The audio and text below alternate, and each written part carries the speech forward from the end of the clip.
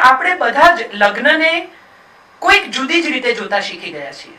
આ લગ્ન વિશેના જોક્સ, આ લગ્ન વિશેની અમુક મજાકો, આ પત્ની વિશેના કેટલાક જોક્સ, એ આપણા બાળકોને જુદી દિશામાં, અમે પણ એમાં છીએ કે તમને લોકોને જુદી દિશામાં લઈ જઈએ છીએ.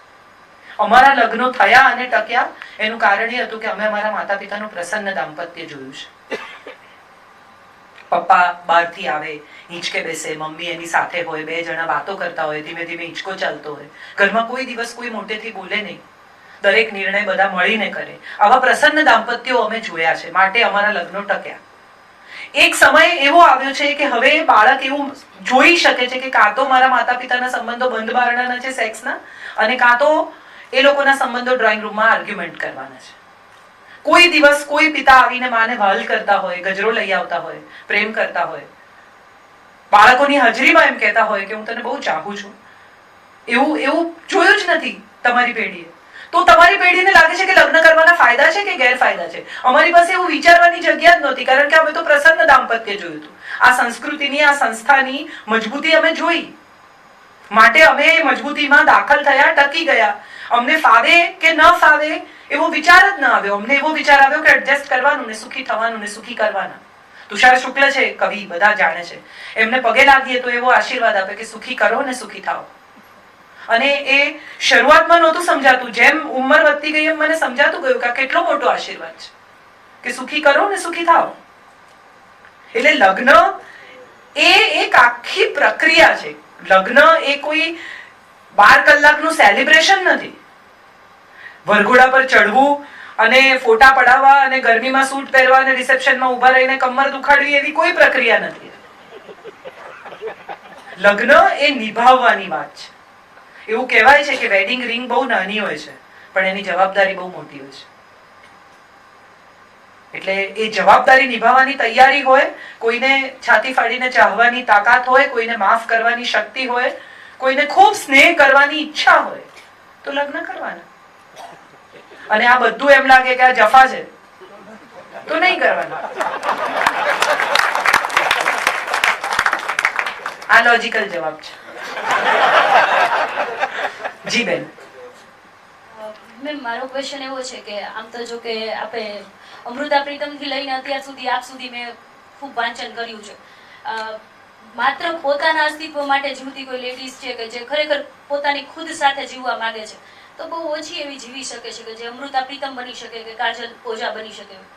તો હું એમ કહું કે કોઈ લેડીઝ માટે એવો કોઈ તમારી પાસે ખરી એવો સંદેશ કે ખરેખર આપણને છે ને બીજાની ચિંતા બહુ થાય કે કોઈ શું વિચારે છે, હું કદાચ મારા રીતે કંઈ કરવા ઈચ્છું ને તો પેલો ક્વેશ્ચન મને એવું હોય કે સમાજ, સોસાયટી, આ તે બધા શું વિચારે.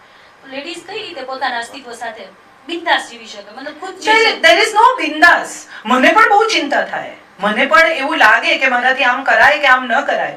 હમણાં જ થોડા જ મહિનાઓ પહેલા તારક મહેતાના ઘરે રજનીકુમાર પંડ્યા, હું, તારક કાકા, ચીનુ કાકા અને કોણ બીજું, અમે બધા ભેગા હતા. ત્યારે રજનીકુમાર પંડ્યા, ચીનુ કાકા બધાએ એમ કહ્યું કે તારે આત્મકથા લખવી જોઈએ. અને ત્યારે મેં તારક કાકાને કહ્યું, મેં કીધું હું આત્મકથા લખું ને તો એના રિપરકેશન ઊંધા આવશે. 20 વર્ષની ઉંમરે હું સિગરેટ પીતી હતી એવું હું કહું તો છોકરીઓ એમ માને કે સિગરેટ પીવાથી કાજલ ઓઝા વૈદ થવાય. એવું નથી, સિગરેટ છોડવાથી થવાય. એવું કેવી રીતે ગળે ઉતારું? બહુ અઘરું છે આ, બહુ ડાયસી છે આ, બહુ પતલી લાઈન છે. બિંદાસ હોવું, કોઈની ચિંતા ન કરવી અને ફાવે તેમ જીવવું, આ કોઈ પેલી નથી. મને પણ બહુ જ કાળજી છે આ સમાજની. હું શું બોલું છું, કઈ રીતે વર્તું છું. હું સાડી એટલા જ માટે પહેરું છું કે મારી આવનારી પેઢીની છોકરીઓ એમ ન માને કે પાટલુન પહેરીને બકવાસ કરે છે. મને બહુ સન્માન છે આ સંસ્કૃતિ માટે. અને મારા સાસુ બહારગામ જાય તો હું ગમે તેટલી બિઝી હોઉં, મારા સસરાનું ટિફિન મારે ઘરેથી જાય છે. પ્લીઝ, હું મારા કોઈ પણ કામમાં ક્યાંય પણ કશું પણ રખડતું મૂકીને મારું કોઈ કામ નથી કરતી. હું 10 વર્ષ ઘરે રહી છું. મારા બાળકને ફૂલ ટાઈમની સ્કૂલ થઈ ત્યાં સુધી મેં કંઈ નથી કર્યું. એટલે બિંદાસ જીવવું એ કોઈની ચિંતા કર્યા વગર જીવવું નહીં, બધાની ચિંતા કરવી, દરેકની કાળજી લેવી. સાસુ મને યાદ કરાવે કે મંગળસૂત્ર પહેરજો, અને મને યાદ ન હોય તો અમે એકવાર રસ્તામાંથી ચાંદીનું મંગળસૂત્ર ખરીદીને મેં પહેર્યું છે. અને ત્યારે મેં એવું નથી કહ્યું કે એમાં શું પહેરવાથી શું થાય, શું સાબિત કરવાનું છે. એ એમની લાગણી છે. અને કોઈની લાગણીને સન્માન આપવું, એમાં ક્યાંય તમારા અહંકારને કોઈ ખોટ પડી જતી નથી. સામેની વ્યક્તિને સારું લાગે એવું વર્તવાથી તમે નાના થતા નથી. સિદ્ધાંતો અલગ બાબત છે અને સિદ્ધાંતને કારણ વગરનો યુદ્ધનો મુદ્દો બનાવી દેવો એ અલગ બાબત છે. હું યુદ્ધના મુદ્દા બનાવતી નથી. પ્રયાસ એવો કરું છું કે લોકોના યુદ્ધ અટકે. એટલે બિંદાસ જીવવાની વ્યાખ્યા થોડી જુદી છે મારા પક્ષે. Good evening madam. Very good evening. એક મિનિટ જી. હાજી હાજી. ના આપને નહીં. I am a fan of yours. Oh thank you. આજે આપની સ્પીચમાં લગભગ 3-4 વાર તમે એમ કીધું કે ફેસબુક વોટ્સએપ કરતા હોય, મોટે ભાગે નેગેટિવ અર્થમાં હતું. મારી વાઈફ બહુ ખુશ થતી હતી કારણ કે હું ઘણું બધું ફેસબુક યુઝ કરું છું અને ઘણા બધા લોકોને અહીંયા હું પણ કરું છું, મને પણ હું 24 કલાક ફેસબુક પર નથી હોતી. એક્ઝેક્ટલી. અને આપની સાથે ફેસબુક થી જોડાયેલો હોવાને હિસાબે આપના જેવા ઘણા બધા લાઈક નરેન્દ્રભાઈ મોદી થી માંડીને બધા સાથે જે કોમ્યુનિકેશનનો લાભ મળે છે થેન્ક્સ ટુ સોશિયલ મીડિયા. તો મારી રિક્વેસ્ટ એટલી જ હતી કે 24 કલાક નહીં પણ રીઝનેબલી આનો યુઝ તમારે રિકમેન્ડ કરવો જોઈએ.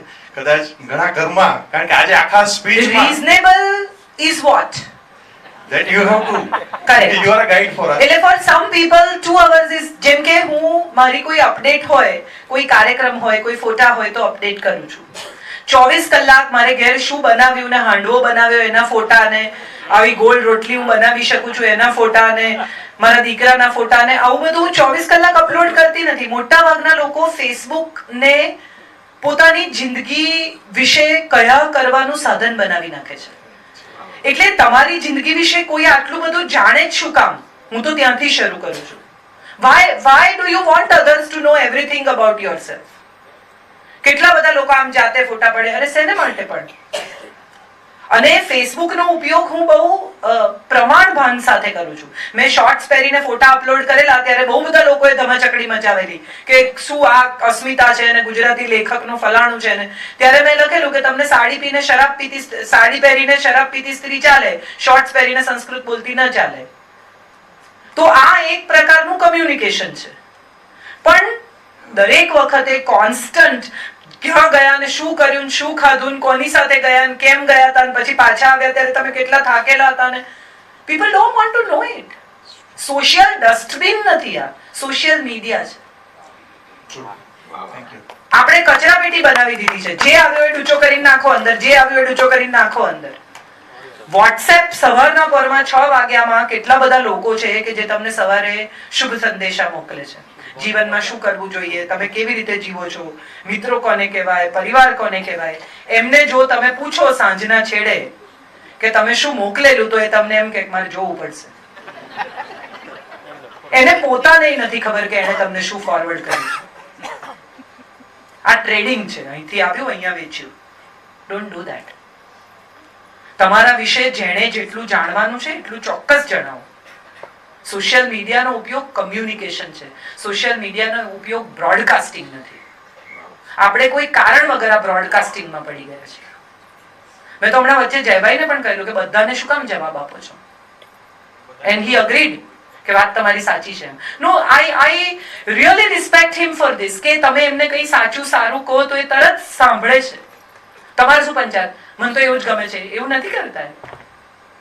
દરેક માણસને જવાબ આપવાનો હોય જ નહીં. એ એના વિચારો તમારા સુધી મોકલે છે. મેં જોઈ લીધા, noted, thank you so much, I nod my head and go.